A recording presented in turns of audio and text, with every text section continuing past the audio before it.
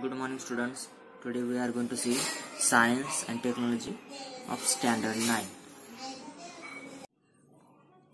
So students, here for the first term we are having first 5 lesson for the part first, and from 6 to 10 we are having part second, science second. We can say these science first lessons, these are science second lesson for the first term.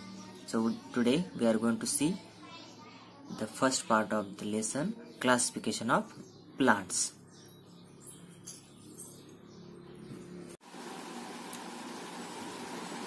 So see here students, for science second we have got the first lesson, classification of plants.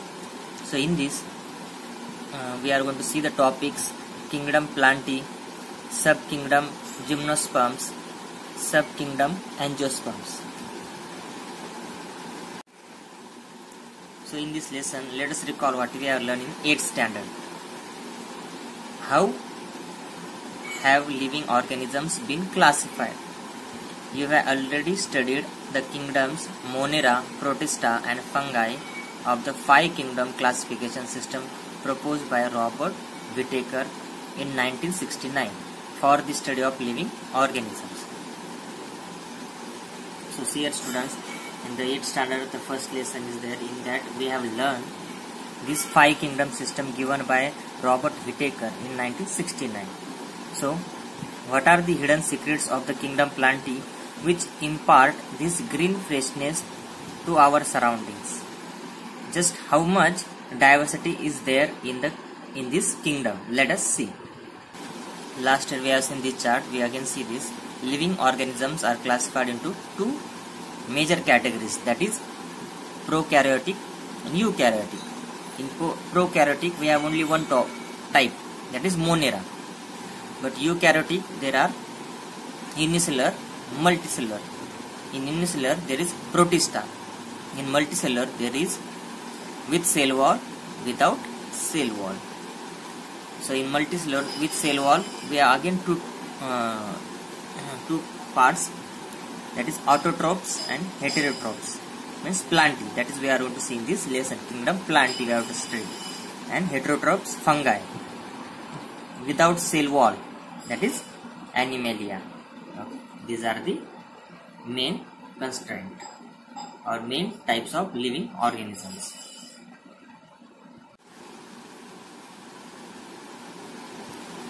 So let's start with the main topic, kingdom Plantae. Which are the special cell organelles that differentiate plant cell from animal cells? The group of autotrophic living organisms having eukaryotic cells with cell walls in the group of plants. Plants have become autotrophic as they can perform photosynthesis with the help of chlorophyll. Living organisms of kingdom Plantae are the main source of food for all other living organisms. You know that. What is the special in the plant cell? There is a presence of chlorophyll which makes them autotrophic. Autotrophic means they can make their own food. So on this kingdom Plantae, whole other organisms are dependent for their livings. You know that. So animal cannot produce their own food. They are dependent on the plants for their food. So plants produce food with the help of chlorophyll. That is the difference between animal and plant cell. Now for classification, plants are classified into different categories based on presence or absence of flowers, fruits, seeds. These are the criteria. So see, let us see one by one. The presence or absence of organs in the first criteria for classification of plants. Means they have branches or not, and depending on that, stem, roots, and that there is a criteria first. Then the presence or absence of separate conducting tissue for conduction of water and food. Is there separate tissues which are used for conduction of water and food from the earth to all parts of the plant? Is the next consideration for classification. Do the plants bear seeds? Are they give seeds or their branches used as a seed? If they do, then whether the seeds are enclosed in a fruit or not is also an important criteria for classification. If there is a criteria for differentiating plants, so there is a kingdom planting, but there are many other subcategories are there. They are classified depending on the topics which are given in this paragraph. Finally, plants are grouped depending upon the number of cotyledon in the seed. So seeds are also there. Depending on the seed also there is a category for the plants. At the higher level of plant classification, different characteristics are considered for classification.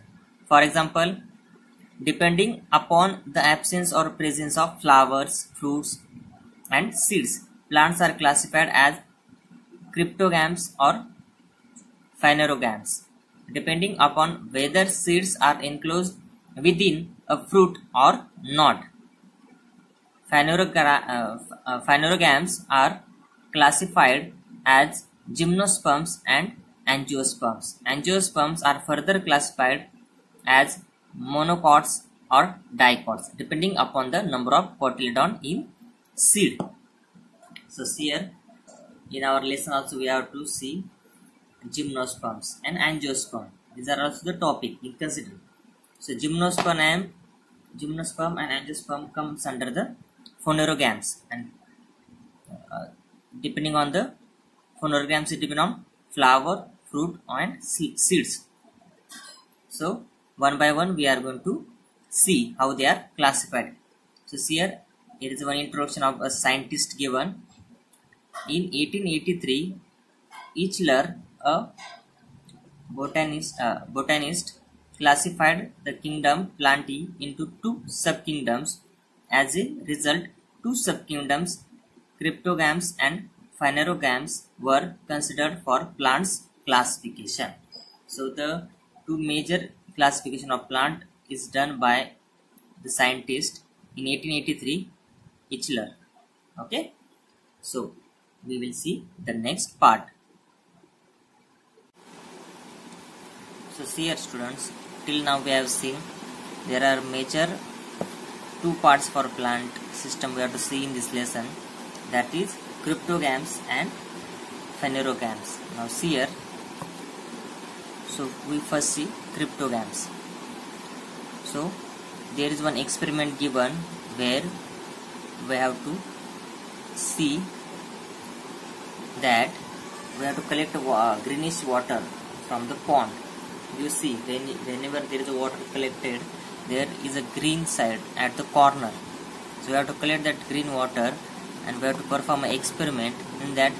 This green is called Spirogyra. There is a scientific name for this green, Spirogyra. We see in Marathi we call it Sheval. Okay, so you understand better. So see here student, in cryptogams there is a division first, that is Thallophyta. These plants grow mainly in water. This group of plants which do not have specific parts like root, stem, leaves and flowers, but are autotrophic due to presence of chlorophyll, is called algae. So see here, in cryptogam there is a Thallophyta. In Thallophyta there are given characteristics of these plants. So these plants mainly are in the water.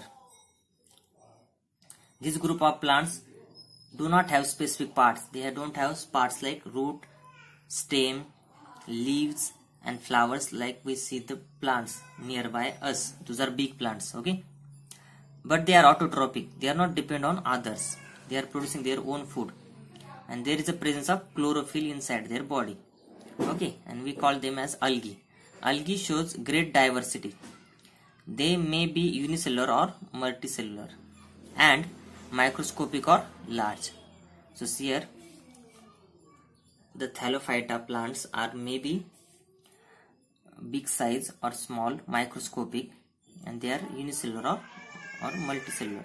Examples of algae are Spirogyra, Ulothrix, Ulva, Sargassum, etc. Some of these are found in fresh water while some are found in saline water.